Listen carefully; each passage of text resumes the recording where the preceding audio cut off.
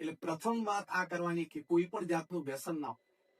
બીજું વાત એક ડિગ્નિટીની દ્રષ્ટિએ, હું આમ ફ્રેશ થવા માટે થોડોક 2 ઘૂંટડા દારૂ પીવું તો જ મજા આવે.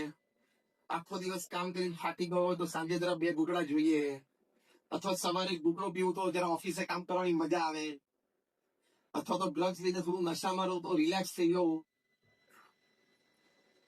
આ બધા નમાલા વ્યક્તિઓના વિચાર છે. આ બધા કમજોર વ્યક્તિઓના વિચાર છે. કેટલાય મહાપુરુષો પૃથ્વી ઉપર થઈ ગયા,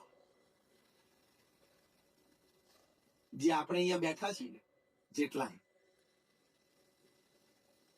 આપણે અહીંયા બેઠા છે, એ બધાનો આપણો વહીવટ વ્યવહાર ભેગા કરો ને એટલે રતન ટાટાના છાટામાં ના આવે. ખબર છે ને?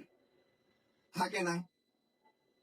બીજું, આપણે જેટલા અહીંયા બેઠા છીએ એ બધાનો વેપાર ધંધો વહીવટ વ્યવહાર ભેગા કરો એટલે મુકેશ અંબાણીના છાંટામાં ના આવે. હા કે ના? બોલો.